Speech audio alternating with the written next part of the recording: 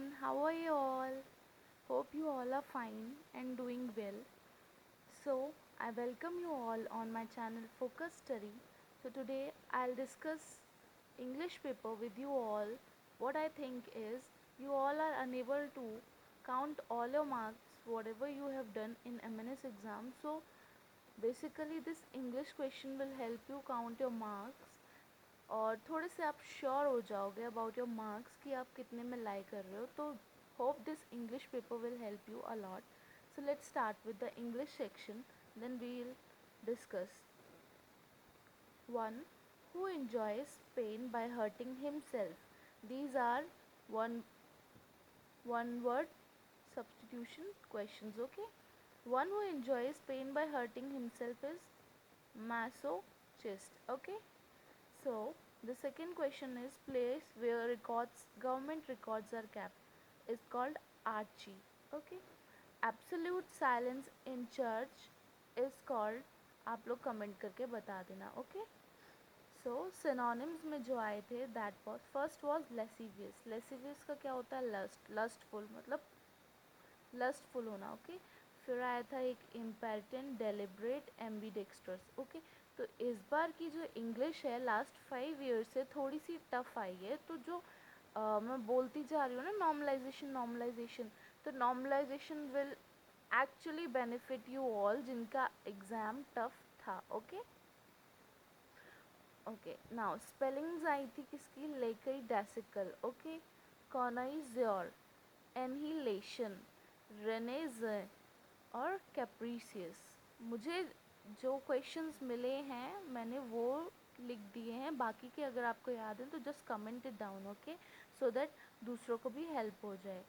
फिर एक क्वेश्चन था ऑनेस्टी इज़ द, ये तो बचपन से ही आप लोग पढ़ के आ रहे हो. ऑनेस्टी इज़ द राइट होगा the best policy. Honesty is the best policy.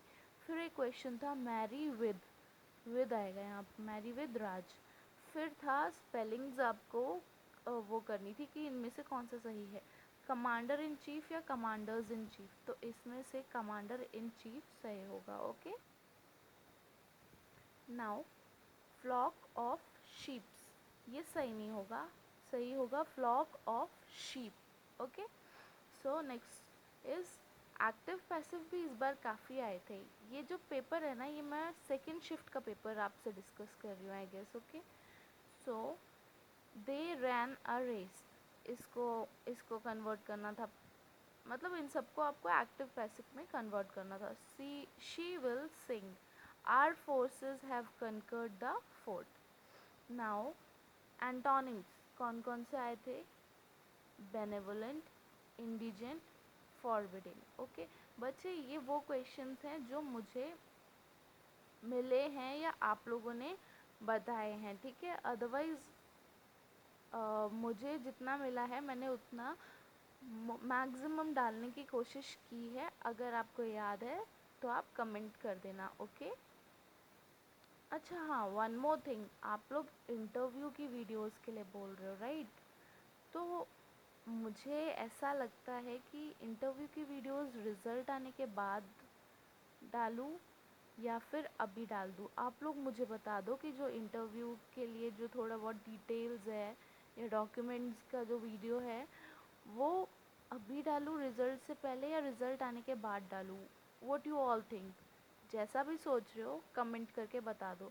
क्योंकि मुझे पर्सनली मुझे क्या लगता है, आप लोग अभी श्योर नहीं हो अपने मार्क्स के लिए, और आफ्टर नॉर्मलाइजेशन आपके मार्क्स कहाँ जाएंगे किसी को नहीं पता. ठीक है.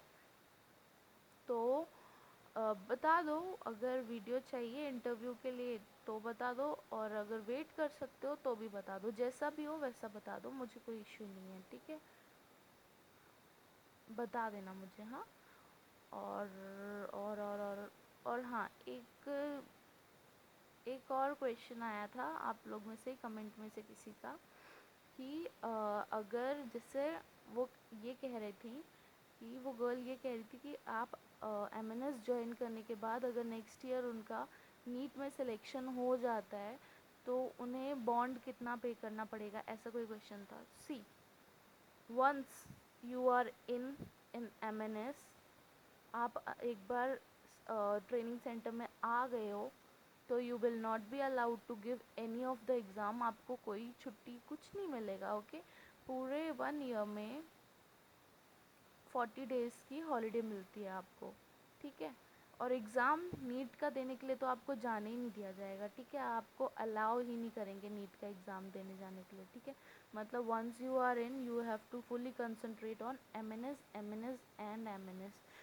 और जॉइनिंग के बाद अगर आप 1 वीक में लीव करते हो तो आपको बॉन्ड पे नहीं करना पड़ेगा, अदरवाइज़ इस टाइम के बाद अगर आप लीव करते हो, 1 वीक है या 1 मंथ शायद, अगर लीव करते हो तो यू हैव टू पे अ 5 लाख अमाउंट, ओके। आपका कमेंट जो था वो मैंने क्लियर कर दिया। पहली बात तो अगर आप आ गए हो तो आप नीट भूल जाओ फिर, क्योंकि आपको फिर एमएनएस पे ही कंसंट्रेट करना पड़ेगा, ठीक है। और उसके बाद आपको 5 लाख का बॉन्ड पे करना पड़ेगा, okay.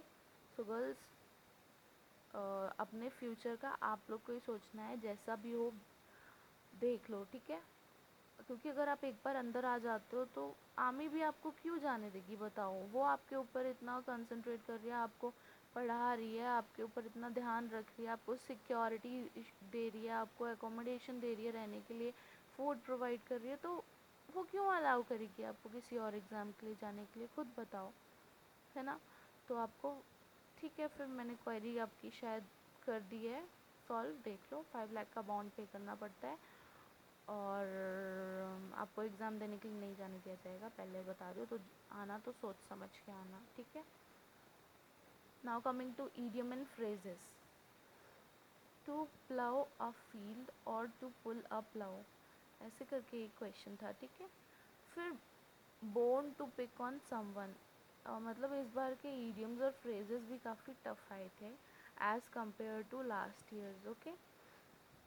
One who changes according to different countries surrounding, like ये वन वर्ड है कि जो इंसान डिफरेंट कंट्रीज़ में जा रहा है, लाइक रशिया में जा रहा है तो रशिया की तरह हो जा रहा है, इंडिया में आ रहा है तो इंडिया की तरह हो जा रहा है, तो ऐसा ऐसा इंसान, एक होता है ना, बोलते हैं जैसा देश वैसा भेष, तो वैसे इंसान को क्या बोला जाता है, कॉस्मोपॉलिटन, ओके। और एक क्वेश्चन और था, Ram goes to boys hostel, ठीक है, तो यहाँ पे बॉयज़ आएगा। गाइज मुझे कमेंट करके ज़रूर बता देना कि आपको इंटरव्यू की वीडियोस कब तक चाहिए, कब चाहिए, आफ्टर रिज़ल्ट या बिफोर रिज़ल्ट, ठीक है। और मैंने आपकी क्वेरीज कर दी हैं। और हाँ, नॉर्मलाइजेशन को लेके जो भी आपकी डाउट्स हैं, फर्स्टली देखो किसी को भी नहीं पता किसके कितने मार्क्स आने वाले हैं, क्योंकि जो फॉर्मूला होता है उसमें उसमें जो एवरेज मार्क्स लगते हैं डिफरेंट डिफरेंट शिफ्ट्स के, आपको नहीं पता कि किस किस शिफ्ट के एवरेज मार्क्स कितने कितने कितने आ रहे हैं। और आपको ये भी नहीं पता जो टॉप स्कोरर है उसके 140 आ रहे हैं या 110 आ रहे हैं या 95 आ रहे हैं, ठीक है। तो इन सब मार्क्स पे भी डिपेंड करता है कैलकुलेशन। ऐसे नहीं बोल सकते ना कि अगर मेरे 90 है तो मैं 110 हो जाएंगे, ऐसा नहीं है। ये सारे डिजिट्स बहुत मैटर करते हैं, फॉर्मूला बहुत मैटर करता है। आपको कुछ भी नहीं पता कि किसके मार्क्स कितने आएंगे, जब आपको यही नहीं पता तो हाउ कैन यू डिसाइड कि आपके नंबर कितने आएंगे, राइट। तो just wait for the result, once the result is out सब कुछ सामने होगा, आपके आपकी रैंक सामने होगी, आपके आपके मार्क्स आपको पता चल जाएंगे, ठीक है। फिर वहाँ से आप एवेल्यूएट कर लेना कि कितना आपने ठीक किया था, कितना क्या किया था, ठीक है। थोड़ा रुक जाओ, अक्टूबर से पहले पहले आई गेस आ ही जाएगा, क्योंकि उसके बाद आपके admission process, I mean interview process start हो जाएगा, मेडिकल स्टार्ट हो जाएगा, ठीक है। और ठीक है, और बीएमआई पे ध्यान दो, मैं हर बार बोलती हूँ, ठीक है। अपना डाइट रूटीन, डाइट वगैरह सब प्रॉपर लो। अगर आपको लग रहा है कि आपका सिलेक्शन हो जाएगा तो सिलेक्शन क्या है यार, रुक जाओ रिज़ल्ट के लिए, बस अभी डाइट्स, आप सब लोग डाइट तो यार वैसे भी नेसेसरी है, कोई किसी का सिलेक्शन हो ना हो, बीएमआई तो बहुत ज़रूरी है। हाइट और वेट के अकॉर्डिंग आपको रहना पड़ेगा। हाइट और वेट का ना एक चार्ट होता है, गूगल करके देखना, तो अपनी हाइट देख लेना और उसके अकॉर्डिंग अपने एज के अकॉर्डिंग आपका वेट कितना होना चाहिए वो देख लेना, ठीक है। और अगर नहीं है अप टू द मार्क तो उसको खा पी के एक्सरसाइज कर के सब प्रॉपर कर लो, और डोंट लूज़ होप, ठीक है। Prepare for the worst and hope for the best, okay. बस यही करो। Be ready for the worst